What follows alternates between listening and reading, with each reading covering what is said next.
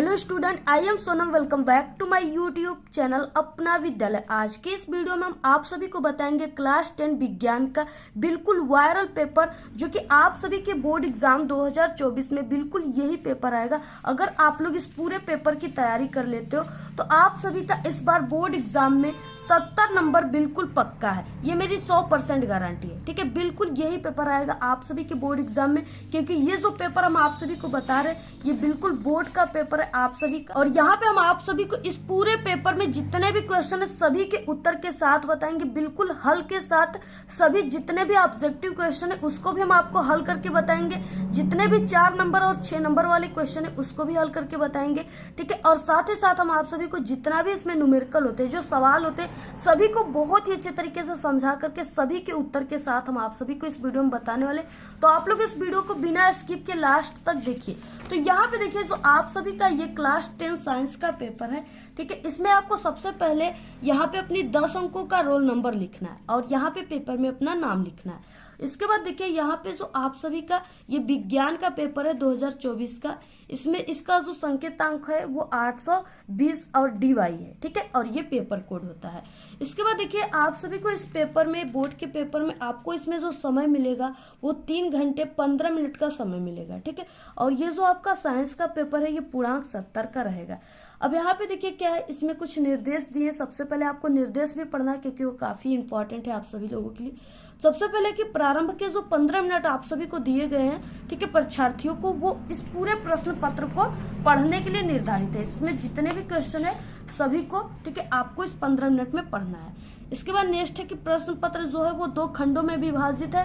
First है और दूसरा खंड ब है। ठीक है, दोनों में विभाजित है। नेक्स्ट है खंड अ तथा ब 3 उपखंडों में विभाजित है। जैसे कि आप सभी का जो साइंस है उसमें 3 पार्ट है, फिजिक्स, केमिस्ट्री, बायोलॉजी, तो वही है यहाँ पे। ठीक है, उपखंड क, ख, ग में विभाजित है। और प्रश्न पत्र के खंड अ में बहुविकल्पी प्रश्न है, जिसमें सही विकल्प का चुनाव करके आप सभी को OMR, ठीक है, यानी OMR आंसर शीट पे भरना है। और इससे भरते समय आपको नीले और काले बाल पॉइंट पेन, यानी आप सभी को क्या करना है, डार्ट पेन का यूज करना है। ऐसे आपको भरना है। नेक्स्ट है यहाँ पे खंड अ में बहुविकल्पी प्रश्न है।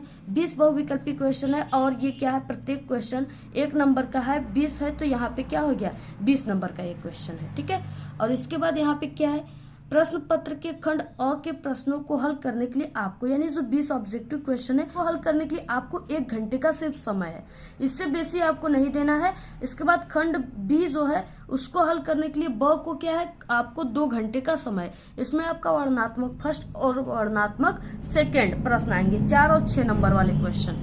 नेक्स्ट है आपको खंड ब में जो वर्णनात्मक प्रश्न है, ठीक है, प्रत्येक प्रश्न के सम्मुख उनके निर्धारित अंक दिए गए हैं। जितने भी क्वेश्चन है उसके सम्मुख क्या निर्धारित अंक दिए गए हैं। खंड ब के प्रत्येक उपखंड के सभी प्रश्न एक साथ करना है, यानी जो भी आप लोग, इसमें 3 खंड है, जो भी आप लोग खंड को कर रहे हो, अगर आप लोग फर्स्ट खंड अ को कर रहे हो, ठीक है, यानी क को कर रहे हो, तो आप लोग जितना भी क में क्वेश्चन है सभी को उपखंड क में ही करेंगे। ये नहीं कि क के क्वेश्चन को उपखंड ख में कर दे। ऐसे करने से टीचर को कंफ्यूजन हो जाएगा और आपका वो नंबर काट देगा। तो इस तरीके से ये हो गया निर्देश। इसके बाद देखिए यहाँ पे खंड अ आ गया। खंड अ में क्या है, बहुविकल्पी प्रश्न है। ठीक है, और यहाँ पे ये उपखंड क का है, यानी इसमें सबसे पहले आपका फिजिक्स से शुरू होता है बहुविकल्पी क्वेश्चन। यहाँ पे देखिए क्वेश्चन दिया है पहला, यदि किसी वस्तु को दर्पण के निकट रखने पर, ठीक है, यानी पास रखने पर सीधा प्रतिबिंब बने तथा दूर रखने पर वास्तविक प्रतिबिंब बने तो वह दर्पण होगा। कौन सा दर्पण होगा, ठीक है, पहला ऑप्शन है अवतल दर्पण, दूसरा है उत्तल दर्पण, तीसरा है समतल दर्पण, ठीक है, और डी ऑप्शन है उत्तल अथवा समतल दोनों। तो यहाँ पे क्या है, यानी वो कौन सा दर्पण है, तो यहाँ पे वो दर्पण जो है वो अवतल दर्पण है। अवतल दर्पण में क्या होता है, वस्तु का जो प्रतिबिंब बनता है, अगर आप लोग पास रखोगे तो वो सीधा प्रतिबिंब बनेगा। ठीक है, और अगर आप लोग दूर रखोगे तो वो क्या बनेगा, वास्तविक प्रतिबिंब बनेगा। तो इस तरीके से वो अवतल दर्पण है। नेक्स्ट है स्वस्थ नेत्रों का निकट बिंदु होता है, कितना होता है, ठीक है, तो यहाँ पे पहला है अनंत, दूसरा यहाँ पे 35 सेंटीमीटर और यहाँ पे 30 सेंटीमीटर और डी ऑप्शन है 25 सेंटीमीटर। तो जो स्वस्थ नेत्र का निकट बिंदु होता है वो 25 सेंटीमीटर होता है। ऑप्शन यहाँ पे डी राइट है। नेक्स्ट है यहाँ पे अंतरिक्ष यात्रियों को आकाश दिखाई देता है, ठीक है, किस कलर का दिखाई देता है, काला, नीला, बैगनी या हरा। तो यहाँ पे देखिए, अगर आप लोग चंद्रमा पर जाकर के हमारी पृथ्वी को देखोगे तो वहां से जो हमारी पृथ्वी दिखेगी, ठीक है, वो नीला दिखाई देगी। तो यहाँ पे ऑप्शन बी राइट है। नेक्स्ट, तो यहाँ पे देखिए क्या है, चौथा क्वेश्चन, एम्पियर सेकेंड किसका मात्रक है। तो यहाँ पे देखिए आवेश का जो सूत्र होता है, आवेश, ठीक है, आवेश Q बराबर होता है I इंटू टी, ठीक है, ये होता है आवेश के बराबर सूत्र। अब देखिए यहाँ पे क्या हो जाएगा, I का जो मात्रक होता है वो एम्पियर होता है,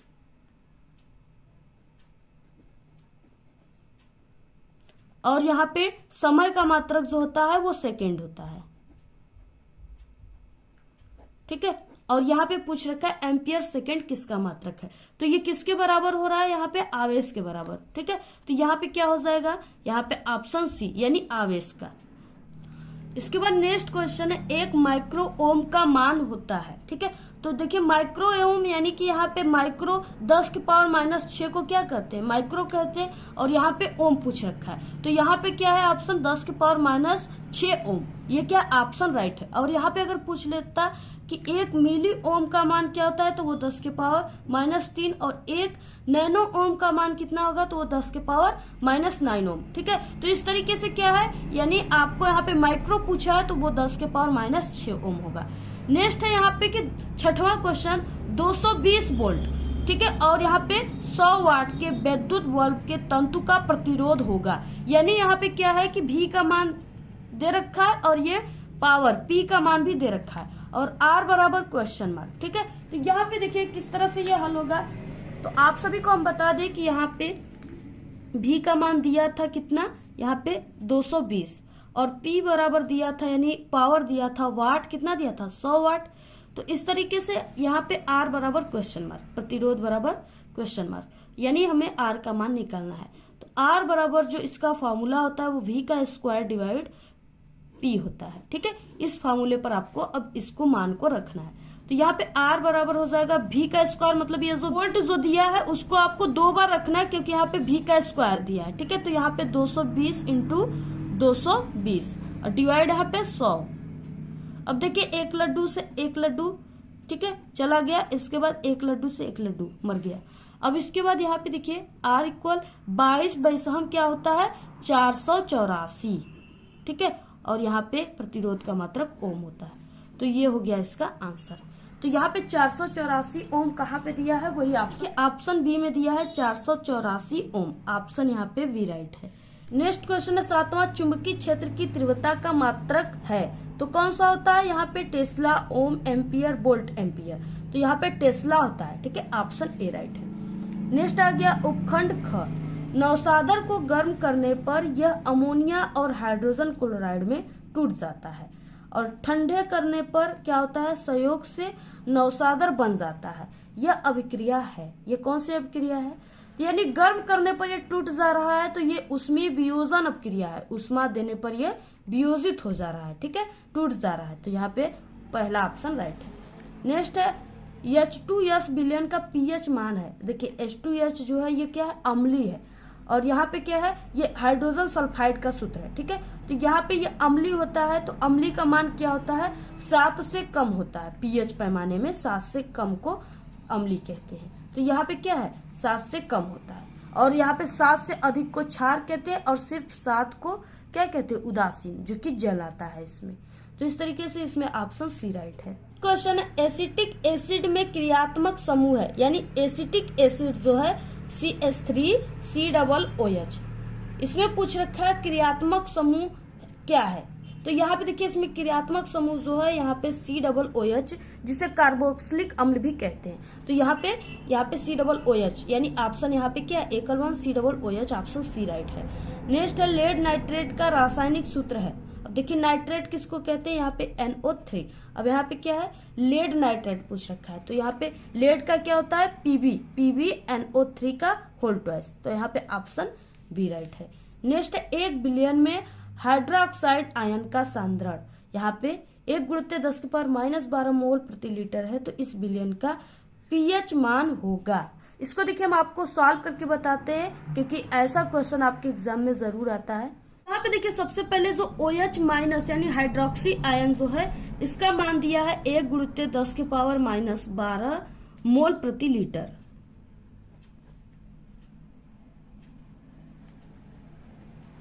ठीक है, मोल प्रति लीटर दिया है। अब इसके बाद देखिए यहाँ पे पीएच जो सूत्र होता है यानी पीएच का जो परिभाषा है उसके अनुसार उसका सूत्र जो होता है पीएच इक्वल होता है माइनस लॉग और यहाँ पे H प्लस आयन। ठीक है, ये होता है। अब देखिए यहाँ पे H प्लस, यहाँ पे H प्लस और यहाँ पे इंटू OH माइनस इक्वल होता है, ये इसके दोनों का मान होता है 10⁻⁻14 मोल प्रति लीटर। ठीक है, अब यहाँ पे देखिए हमें H प्लस आयन की सांद्रता तो नहीं पता लेकिन OH माइनस की सांद्रता पता है, दिया है। ठीक है, तो यहाँ पे हो जाएगा OH माइनस, तो OH माइनस की सांद्रता हमने ऊपर आप सभी को बताया कि 1×10⁻⁻12 मोल, ठीक है, प्रति लीटर ये दिया हुआ है। तो इसको हम यहाँ पे रख देंगे यहाँ पे। ठीक है, OH माइनस के प्लेस पे, तो यहाँ पे हो जाएगा H प्लस, यहाँ पे इंटू, यहाँ पे क्या रखेंगे OH माइनस के प्लेस पे ये मान को रख देंगे यहाँ पे हम, तो यहाँ पे हो जाएगा ये 10⁻⁻12। ठीक है, अब इसके बराबर यहाँ पे हो जाएगा 10⁻⁻14, यानी इन दोनों के बराबर यहाँ पे क्या दिया था 10⁻⁻14 इनका मान होता है दोनों का। तो इस तरीके से हम दोनों को रखकर यहाँ पे रख देंगे। इसके बाद देखिए यहाँ पे तो यहाँ पे हमें AH प्लस का मान नहीं दिया तो इसके बराबर हमको निकालना है। तो ये यहाँ पे क्या है, ये यहाँ पे इंटू में है और इसके बटे में जाएगा तो ये किस में हो जाएगा, भाग में। तो यहाँ पे हो जाएगा 10⁻⁻14 और बटे 10⁻⁻12। ठीक है, इतना हो गया। अब इसके बराबर यहाँ पे क्या हो जाएगा, फिर से H प्लस इक्वल यहाँ पे 10⁻⁻2। ठीक है, मोल प्रति लीटर, क्योंकि ये क्या है ऊपर जाएगा। ठीक है, तो ये क्या हो जाएगा 10 के पावर यहाँ पे +12 और यहाँ पे 10 के पावर H प्लस इक्वल हो जाएगा 10⁻⁻2 मोल लीटर। किस तरह से, यहाँ पे देखिए क्या है 10⁻⁻12 है, ये ऊपर जाएगा तो ये 10 के पावर सिर्फ 12 हो जाएगा। अब देखिए, अब यहाँ पे 10⁻⁻14 में से यहाँ पे 10 के पावर सिर्फ 12 यानी प्लस जाएगा तो यहाँ पे -2 ही बचेगा। ठीक है, तो इस तरीके से यहाँ पे H प्लस इक्वल हो जाएगा 10⁻⁻2 मोल प्रति लीटर। ठीक है, इसके बाद यहाँ पे हमें pH बराबर निकालना है। तो pH इक्वल हो जाएगा, पहले फार्मूले में हमने आपको जो बताया है log H प्लस। अब देखिए H प्लस का मान निकल गया। अब इसके प्लेस पे हम इसको 10⁻⁻2 को रख देंगे। ठीक है, तो यहाँ पे हो जाएगा pH इक्वल log और यहाँ पे 10⁻⁻2। ठीक है, इसके बाद यहाँ पे हो जाएगा pH इक्वल, अब देखिए, अब यहाँ पे देखिए इसको हम 10⁻⁻2 को यानी सिर्फ यहाँ पे -2 लिखेंगे क्योंकि log 10 से, ठीक है, यहाँ पे -2 ही लिखाएगा। तो यहाँ पे क्या हो जाएगा, यहाँ पे माइनस पहले से ही है। ठीक है, तो यहाँ पे माइनस और यहाँ पे -2 log 10। अब देखिए यहाँ पे क्या हो जाएगा pH equal minus minus plus हो जाएंगे +2 और इसके बाद यहाँ पे log 10। ठीक है, और यहाँ पे log 10 यहाँ पे भी दिया हुआ है। तो यहाँ पे log 10 का जो मान होता है वो कितना होता है, 1 होता है। तो यहाँ पे हो जाएगा pH इक्वल, ठीक है, यहाँ pH इक्वल क्या हो जाएगा +1 और इसमें यानी यहाँ पे कुछ भी नहीं बचा, इसका मान पूरा 1 हो गया। तो यहाँ पे क्या हो जाएगा pH इक्वल क्या हो जाएगा 2 मोल प्रति लीटर।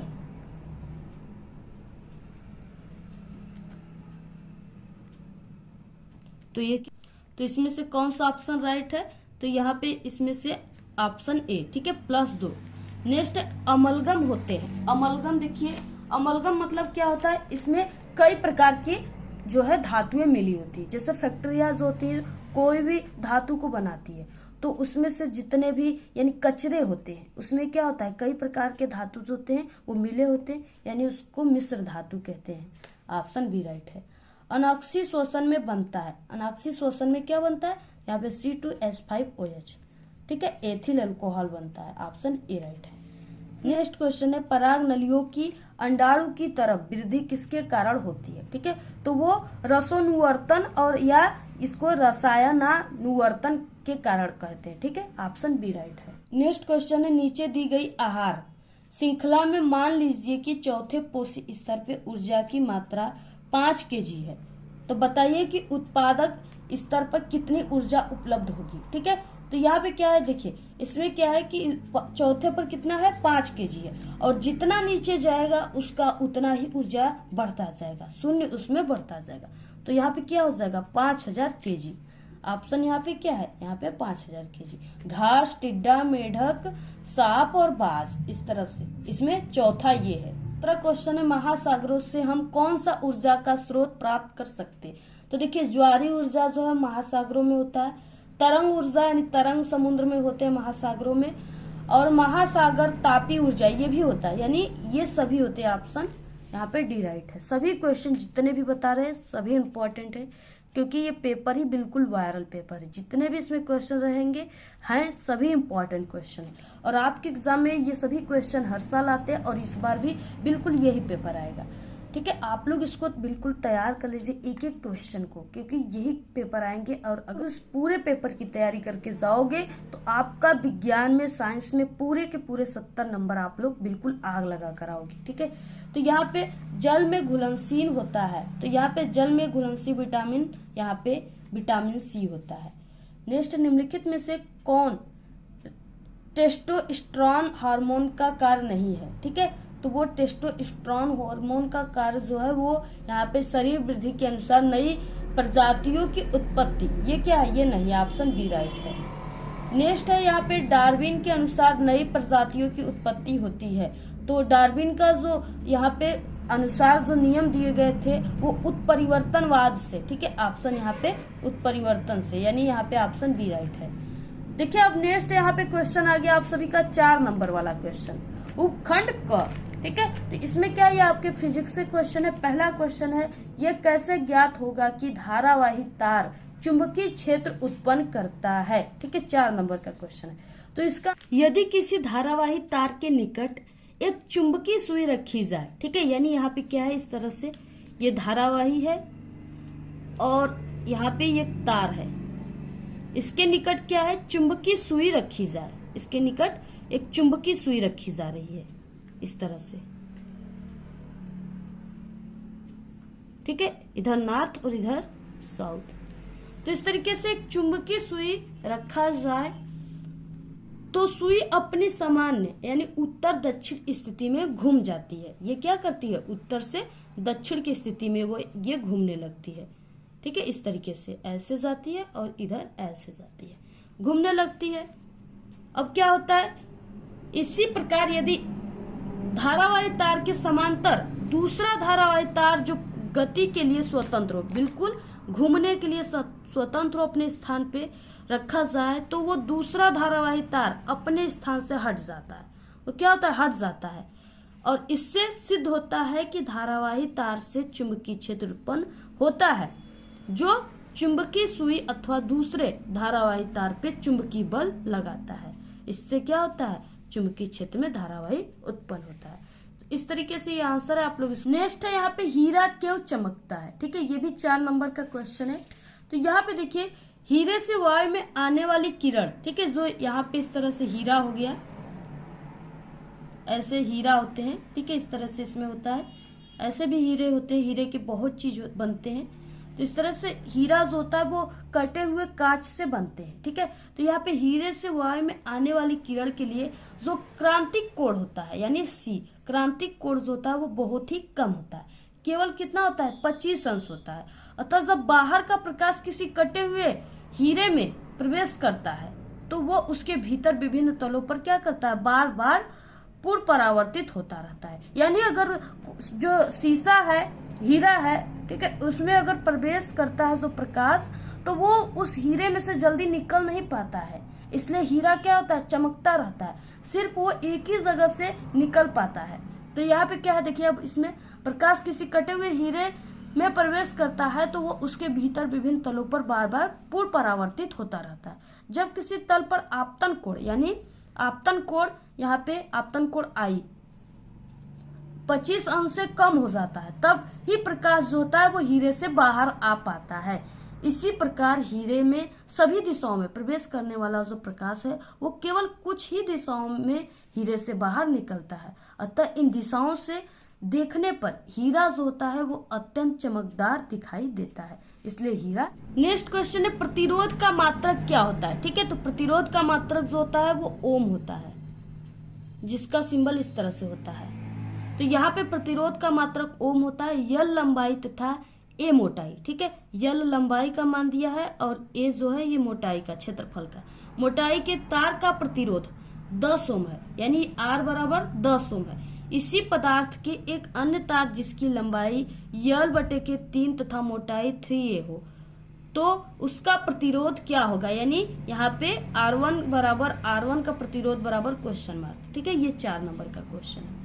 अब देखिए इसको हल कैसे करना है। तो यहाँ पे सबसे पहले की यहाँ पे क्वेश्चन था कि प्रतिरोध का मात्रक क्या होता है। तो प्रतिरोध का मात्रक क्या होता है, ओम होता है। ठीक है, इसको इस तरह से शो करते हैं। और इसके बाद यहाँ पे पूछ रखा है, क्वेश्चन दिया है, तो यहाँ पे माना तार के पदार्थ का जो प्रतिरोधकता है वो कितना है, रो है। ठीक है, तो इस तरह से हम लिख देते हैं यहाँ पे माना तार का प्रतिरोधकता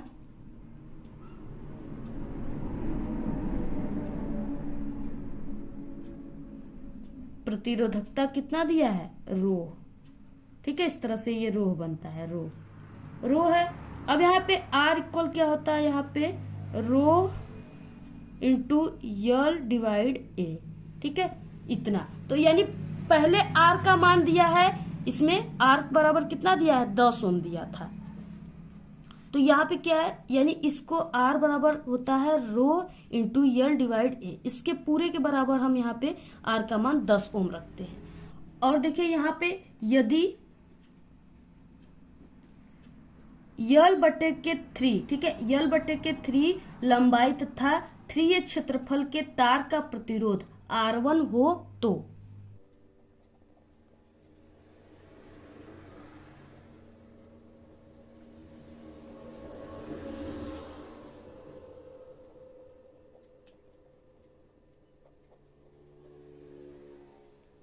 यदि यल बटे के 3 लंबाई तथा 3a क्षेत्रफल के तार का प्रतिरोध कितना हो, R1 हो, तब तो यहाँ पे सूत्र हो जाएगा R1 इक्वल यहाँ पे हो जाएगा रो इंटू L1, ठीक है, डिवाइड यहाँ पे A1। इस तरीके से हो गया। अब देखिए यहाँ पे क्या हो जाएगा, यहाँ पे रो इक्वल, अब यहाँ पे L1 का मान कितना दिया है, यानी R1 है, तो R1 में जो L1 का मान है वो यल बटे के 3 है। तो यहाँ पे आपको रख देना है यल और बटे के 3। और यहाँ पे बटे में क्या है, तो बटे में इसके 3a है, यानी A1 का मान, इसमें L1 का मान ये था तो A1 का मान 3a है, तो यहाँ पे 3a हो गया। ठीक है, इस तरीके से। अब यहाँ पे देखिए क्या हो जाएगा, R1 इक्वल क्या हो जाएगा, यहाँ पे देखिए यल बटे के 3 और इसको यहाँ पे किस तरीके से लिखेंगे हम, 3a। अब इसके बटे कुछ नहीं है तो यहाँ पे हम 1 मान लेते हैं। ठीक है, और इसके बाद यहाँ पे देखिए क्या हो जाएगा, और यहाँ पे ये रो है, तो यहाँ पे क्या हो जाएगा, R1 इक्वल यहाँ पे रो इंटू यल बटे के 3 और यहाँ पे ये क्या हो जाता है, 75 होने के बाद ये पलट जाता है, यानी 1 ऊपर चला जाएगा, 3a नीचे, तो यहाँ पे इंटू 1 डिवाइड 3a। ठीक है, अब इसका देखिए इसमें करेंगे तो यहाँ पे L1 आएगा और इसका इसमें गुणा करेंगे तो यहाँ पे 9 हो जाएगा, 3 3 के 9a। तो यहाँ पे क्या हो जाएगा, नेक्स्ट स्टेप में R1 इक्वल रो इंटू यहाँ पे यल, ठीक है, बटे के यहाँ। तो यहाँ पे देखिए पहले सूत्र में हमने आप सभी को क्या बताया, यहाँ पे R1 जो है यानी R इक्वल क्या हो जाएगा, होता है रो, ठीक है, और यहाँ पे इंटू यल बटे के a। अब इस यहाँ पे रो, ठीक है, यानी R बराबर रो यल बटे के a को क्या कहते हैं, इसके प्लेस पे क्या लिखेंगे, तो यहाँ पे इसके प्लेस पे R होता है। ठीक है, रो इंटू यल बटे के a को R कहेंगे, और इस R का मान जो है यहाँ पे 10 ओम दिया हुआ है। तो यहाँ पे अब आपको इसको रख देना ऐसे करके, यानी इसके पूरे में बराबर आप सभी को क्या रखना है, R का मान कितना है, 10 है। ठीक है, तो आपको यहाँ पे 10 ओम रखना है। तो यहाँ पे हो जाएगा R1 इक्वल 10/9 ओम। ठीक है, ये क्या है, इसका आंसर है। इस तरीके से आप सभी को पूरा ऐसे ही लगा। नेक्स्ट क्वेश्चन है, समरूप चुंबकीय क्षेत्र में किसी धारावाही चालक पर लगने वाले बल की व्याख्या कीजिए। चालक पर लगने वाले बल की दिशा किस नियम से ज्ञात की जाती है, स्पष्ट एवं सचित्र वर्णन करिए। ठीक है, आपको सचित्र वर्णन करना है। ये 6 नंबर का क्वेश्चन है। तो यहाँ पे देखिए किस तरह से अब इसको हल करना है। तो यहाँ पे देखिए चुंबकीय क्षेत्र में धारावाही चालक पर लगने वाला बल, धारावाही चालक के कारण चुंबकीय क्षेत्र उत्पन्न होता है। अतः जब एक धारावाही चालक को एक बाह्य चुंबकीय क्षेत्र में रखा जाता है, ठीक है, तो धारावाही चालक के चुंबकीय क्षेत्र और बाह्य चुंबकीय क्षेत्र के बीच पारस्परिक क्रिया होती है। इसके परिणाम स्वरूप चालक पर एक बल कार्य करता है। यह बल बाह्य चुंबकीय क्षेत्र के परिणाम दिशा, चालक में प्रवाहित धारा और चालक की लंबाई पर निर्भर करता है। यदि एक बाह्य चुंबकीय क्षेत्र B में स्थित L लंबाई के एक चालक में चुंबकीय क्षेत्र B की दिशा थीटा हो, ठीक है, थीटा कोण पर विद्युत धारा I प्रवाहित हो रहा है, तो उस पर कार्य करने वाला बल, उस पे कार्य करने वाला बल होगा। अब देखिए ये जो है, ठीक है, ये आप सभी के यानी कि जो फ्लेमिंग के बाएं हाथ के नियम, ठीक है, बाएं हस्त के नियम से ज्ञात होगा। इस तरीके से, ठीक है, इस तरीके से फ्लेमिंग के बाएं हस्त का नियम है। और ये जो अंगूठा है, ठीक है, ये क्या है, ये बल को दिखा रही है। और इसके बाद ये जो अंगुलियां है, ये किसको दिखा रही है, चुंबकीय क्षेत्र को। और ये जो तर्जनी है आई, ये क्या है, ये किसको दिखा रही है, तो ये धन आवेश का वेग अथवा विद्युत धारा की दिशा को दिखाई दे रही है। ठीक है, शो कर रही है। तो इस तरीके से आपको ये वाला फ्लेमिंग के ये वाले, ठीक है, बाएं हाथ के नियम को आपको बना लेना है इस तरीके से चित्र के साथ। उसके बाद इसको लिखना है। अब देखिए इसमें पूछ रखा है, यहाँ पे इसमें सूत्र जो है यानी उस पर कार्य करने वाला बल आपको ज्ञात करना है। तो यहाँ पे सूत्र क्या हो जाएगा, यहाँ पे बल F जो है वो प्रोपोर्शनल, ठीक है, यहाँ पे किसके हो जाएगा, B के, यानी चुंबकीय क्षेत्र के अनुक्रमानुपाती होता है। और यहाँ पे बल जो है, ठीक है, वो किसके, और यहाँ पे बल जो है वो I के अनुक्रमानुपाती होता है। और बल जो है वो किसके अनुक्रमानुपाती है, इसमें L के, ठीक है, यानी तार के लंबाई के अनुक्रमानुपाती होता है। और यहाँ पे बल जो है वो प्रोपोर्शनल टू किसके होता है, साइन थीटा। अब इसको क्या है, आपको मिलाकर लिखना है। ठीक है, जब इसको हम मिलाकर लिखेंगे तो ये मिला के लिखने पर क्या हो जाएगा, यहाँ पे F प्रोपोर्शनल, ठीक है, यहाँ पे B into I into L sine theta. ठीक है, अब यहाँ पे देखिए F बराबर क्या हो जाएगा, यहाँ पे हम इस प्रोपोर्शनल को हटाने के बाद यहाँ पे एक कॉन्सोनेंट मानेंगे। तो यहाँ पे F बराबर K B I L sine theta. ठीक है, पे देखिए हम B बराबर निकालेंगे। ठीक है, तो B अपने जगह पर है और यहाँ पे जो ये K I L sine theta है, ये सब F के बटे में हो जाएंगे। ठीक है, तो यहाँ पे क्या हो जाएगा, यहाँ पे F इक्वल, यानी यहाँ पे B हो गया और इसके बटे ये सब हो जाएंगे। ठीक है, ये सब क्या है, यानी यहाँ पे इसके बटे हो जाएगा I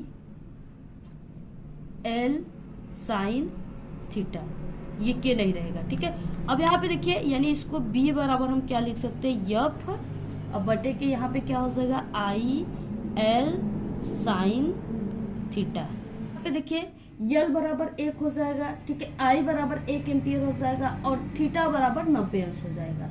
तो यहाँ पे क्या हो जाएगा, अब F बराबर 1 न्यूटन, ठीक है, और B बराबर 1 का मात्रक होगा, यहाँ पे पूछ रखा है। तो B का मात्रक यहाँ पे आपको लिखना है, यानी B बराबर क्या हो जाएगा, F का मान जो होगा वो क्या होता है, न्यूटन होता है इसका मात्रक, बल का मात्रक, और जो यहाँ पे I है इसका मात्रक एम्पियर होता है और L जो है इसका मीटर होता है, और यहाँ पे साइन थीटा का मात्रक नहीं होता है। तो यहाँ पे क्या हो जाएगा, यहाँ पे न्यूटन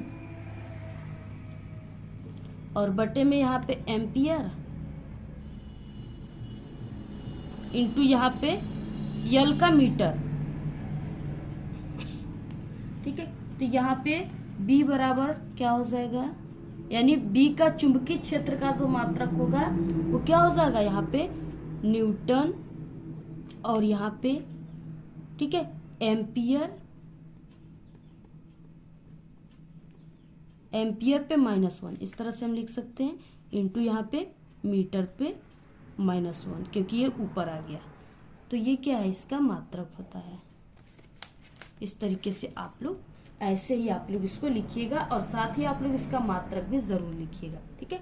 और एक इसका मात्रक होता है वेबर, और यहाँ पे मीटर का स्क्वायर, ये भी होता है, ठीक है। कभी कभी इसको लिखा जाता है। तो देखिए आप सभी लोग इस क्वेश्चन के आंसर को लिखिए, या इसमें अथवा दिया है, ठीक है। 6 नंबर में आप लोग इस क्वेश्चन को, सवाल को लिखिए, न्यूमेरिकल को हल कीजिए। तो 5 सेमी लंबाई की एक वस्तु को 20 सेमी फोकस दूरी के एक उत्तल लेंस के केंद्र से 30 सेमी दूरी पर रखा जाता है, तो प्रतिबिंब की स्थिति और आकार ज्ञात करना है। 6 नंबर का क्वेश्चन है। दोनों में से आपको किसी एक को ही करना है। आप लोग ये वाला कीजिए, या यहाँ पे आप लोग जो सवाल दिया इसको हल कीजिए। तो इसको भी हम आप सभी को हल करके यहाँ पे बता देते हैं। तो यहाँ पे देखिए 5 सेमी लंबाई की एक वस्तु, यानी यहाँ पे जो वस्तु है उसकी लंबाई कितना दिया है, 5 सेमी, ठीक है। तो आई इक्वल कितना हो गया यहाँ पे 5। तो यहाँ पे ऑब्जेक्ट, ठीक है, वस्तु को ऑब्जेक्ट कहते हैं। तो ऑब्जेक्ट यानी वस्तु की जो यहाँ पे लंबाई दिया है वो 5 सेमी दिया हुआ है। और इसके बाद इसमें क्या है, यहाँ पे एक वस्तु को 20 सेमी फोकस दूरी, यानी यहाँ पे फोकस दूरी का भी मान दिया है। तो यहाँ पे एफ इक्वल क्या हो जाएगा, 20 सेमी। और उसके बाद यहाँ पे दूरी कितना दिया है, दूरी के एक उत्तल लेंस के केंद्र से, यानी यहाँ पे 30 सेमी इसकी दूरी दिया है। तो यहाँ पे u बराबर -30 सेमी, क्योंकि ये उत्तल लेंस है। और यहाँ पे क्या क्या पूछ रखा है, तो प्रतिबिंब की स्थिति यानी प्रतिबिंब की दूरी भी बराबर क्वेश्चन मार्क। और यहाँ पे क्या है, यहाँ पे प्रतिबिंब की स्थिति तथा आकार, आकार का मतलब वस्तु का आकार। तो यहाँ पे आई इक्वल लंबाई पूछ रखा है, ठीक है। तो यहाँ पे आई इक्वल क्वेश्चन मार्क, यानी 2 मान आपको इसमें ज्ञात करना है। अब देखिए इसमें किस तरह से, देखिए जैसे हम आपको बता रहे हैं ऐसे आपको कोई भी नहीं बताएगा, बहुत ही सरल तरीके से बता रहे। कोई भी क्वेश्चन है सबसे पहले जो मान दिया है, ठीक है, उसको आपको लिखना है। अगर वैसे आप लोग लिख देते हो तो वहां से आपका फॉर्मूला अपने आप निकल जाएगा, ठीक है। तो यहाँ पे देखिए ये लेंस के सूत्र से हल होगा। तो लेंस का जो फॉर्मूला होता है वो क्या होता है, 1/f बराबर 1/v माइनस 1/u। अब इसी पर आपको हल करना है, ठीक है। इस पर हम रखते हैं। तो यहाँ पे 1/f यानी 20 दिया है f का मान, और यहाँ पे बराबर 1/v माइनस, ठीक है, इसका मान दिया है यहाँ पे -30। अब देखिए इसको हम हल करते हैं। तो यहाँ पे क्या हो जाएगा, 1/20 और बराबर यहाँ पे 1/v प्लस 1/30, क्योंकि ये माइनस यहाँ पे भी दिया है और माइनस इसमें के साथ भी दिया है, तो ये माइनस माइनस प्लस हो जाएंगे। तो यहाँ पे 1/30 हो जाएगा।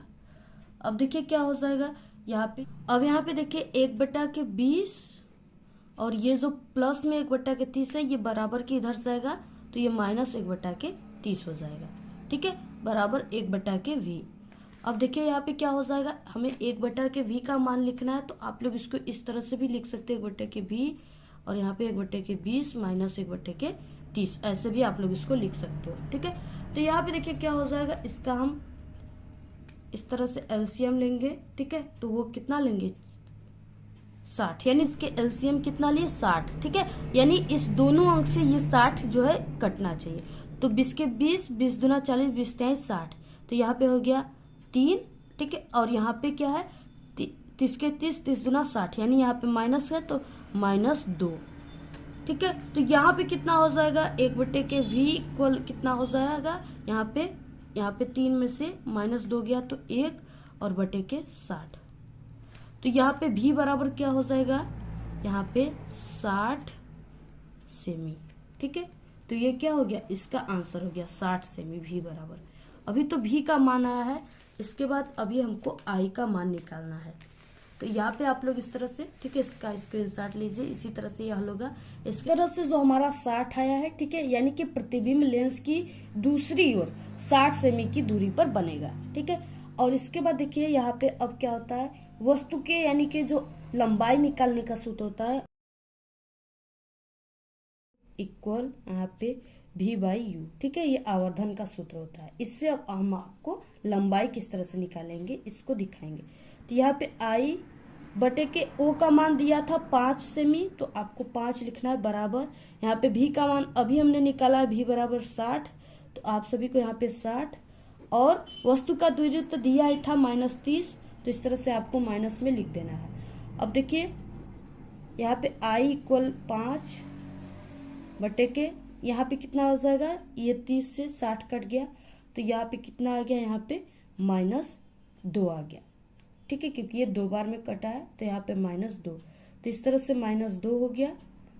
और यहाँ पे अब यहाँ पे देखिए i = क्या हो जाएगा, यानी यहाँ पे i बटे के 5, ये क्या है, i बटे के 5 जो है बराबर कितना आ गया, यहाँ पे -2। अब इसका यानी 5 का इसमें क्या हो जाएगा, गुणा हो जाएगा, तो यहाँ पे i बराबर क्या हो जाएगा, -10। i = क्या हो जाएगा, -10।